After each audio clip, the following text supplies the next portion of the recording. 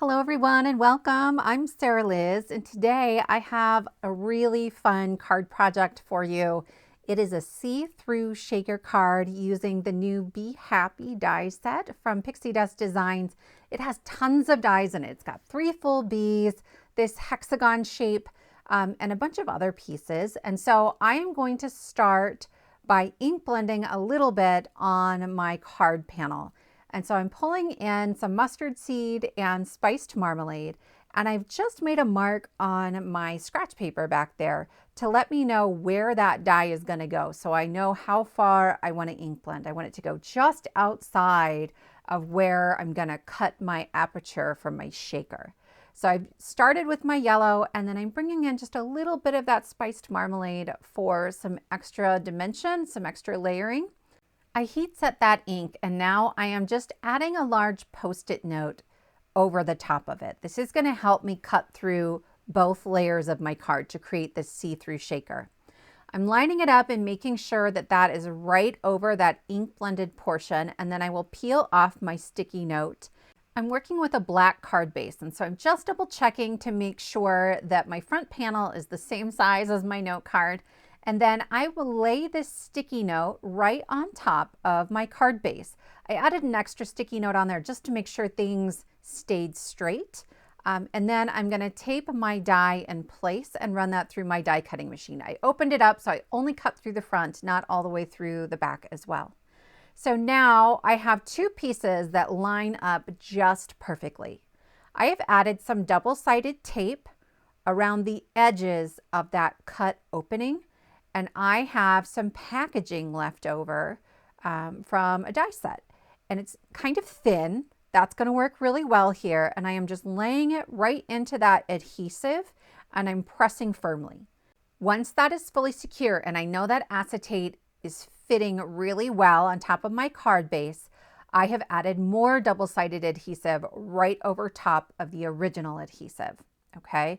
And that's how we're going to close up our shaker. In my little bowl, I have a mix of some yellow and orange sequins that came together, and then I have some bugle beads, like little 2B beads in black, that I have added inside just in those areas where I don't have adhesive, and then I will close this right on top of all of that.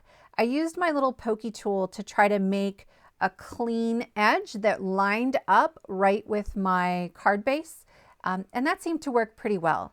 So now I'm laying my panel over the front and I'm looking at it and I'm like, there's not enough shaker fill. Like I like my shakers really full. The good news is when you're working with double-sided adhesive and acetate, you typically can very carefully peel it up. It's not going to rip it, but it is pretty sticky stuff.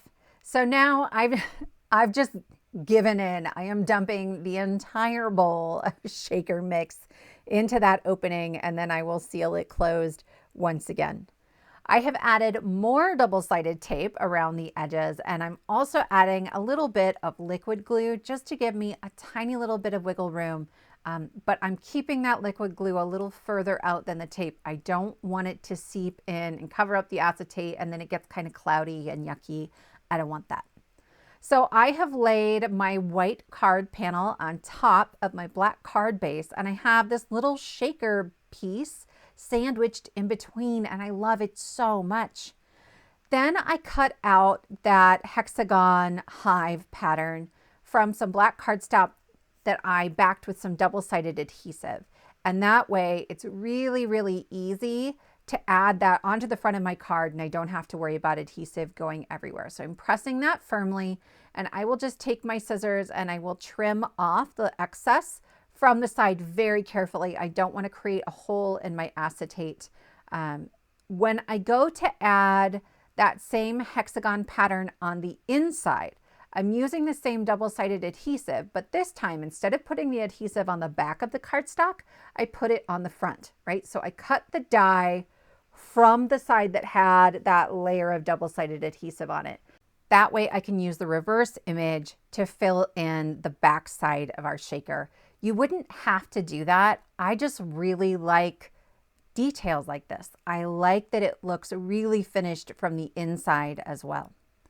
So next I'm coming in and I am going to ink blend on my bees. You could skip this part, but I'm using melon ink. It's a very, very pale orange. My cardstock is a super bright yellow, and so finding a yellow that was dark enough to add any sort of dimension on there wasn't working for me, and just a pale orange did it. So it creates a little bit of extra roundness around the bee. For this one, we're going to be looking at the bee from the back. I trimmed off the very top of the body, but you don't have to do that. It just brings a stripe a little further up onto the back of the head. It kind of helps if you leave it on there. It makes it look like you didn't just forget the face, but I don't know. I like it this way too. I've done it both ways.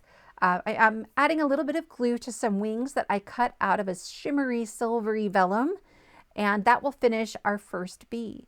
Next, we have this a very happy little guy, and I am ink blending right around the edges of the body and then around the edges of the face, again, just to create that little extra bit of dimension. And I will attach the bee body. These come together really quickly. It's super well designed. It's really easy to see what goes with what piece. And Pixi Dust does such an amazing job with this every single time. I've added the face and I'm trimming off the antenna so that I don't have to try to line up my tiny black antenna with these.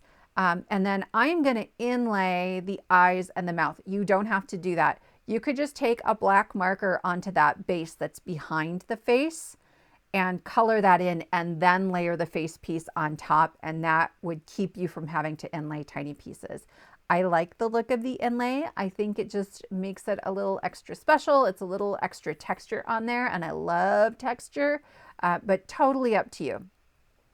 This last bee is a fat little baby bumblebee, you guys. And then I told my kids, and they've been walking around the house singing the baby bumblebee song. Do you guys remember this? Did you grow up with this? I'm trimming off the antenna again now that I've added the body. The bodies really help you to know where to put the face. It sort of just nestles right in there. And then I will inlay on this one the eyes, nose, and mouth. I didn't cut them out of black cardstock. I used the pieces that fell out of my yellow cardstock, and I used a black alcohol marker just to color them in. Any black marker you have would work just fine for this. After I add the antenna, there are also little pieces for the arms and the legs. I don't think you need them, right? There are little yellow pieces kind of sticking out from outside of the body, but adding them again just brings that extra texture, a little extra layering, and I love that. So here's our wings for our little bumblebee. I feel like he's got fat wings too. It's so cute. Tiny little bit of glue at the back, and that will finish up our 3 bees. I am using a stamp set from my stash, and I am stamping the greeting, "Just heard the buzz, it's your birthday." I am using a 3/4 inch strip of black cardstock, and I will just add some white pigment ink. I like that when I'm heat embossing with white, so that if the powder doesn't stick everywhere, the ink still kind of shows through. I don't have black showing through my greeting. And then I will heat set that. I have my greeting trimmed at an angle on one side, and then I'm just using the grid on my mat to make sure that I'm lining this up nice and straight. And I will add that to the edge of my card. I'm going to have my little baby bumblebee sitting right on top of him, right? Maybe it's his birthday. I don't know. I have a little bit of foam tape on the back of each of my bees. It's just some thin foam. I didn't want anything with too much dimension because I think I'm putting this one through the mail. And then I will add my other 2 bees kind of flying around my shaker beehive. I'm going to use my scissors, flip this over, and trim off the excess, and that will finish up my card. It is pretty quick and easy, but a different way to go about a shaker. I hope you like this card. I am just over the moon for these bumblebees. I love this die set. You're going to see a lot more of them from me. So please give this a thumbs up, consider subscribing, and I will see you next time.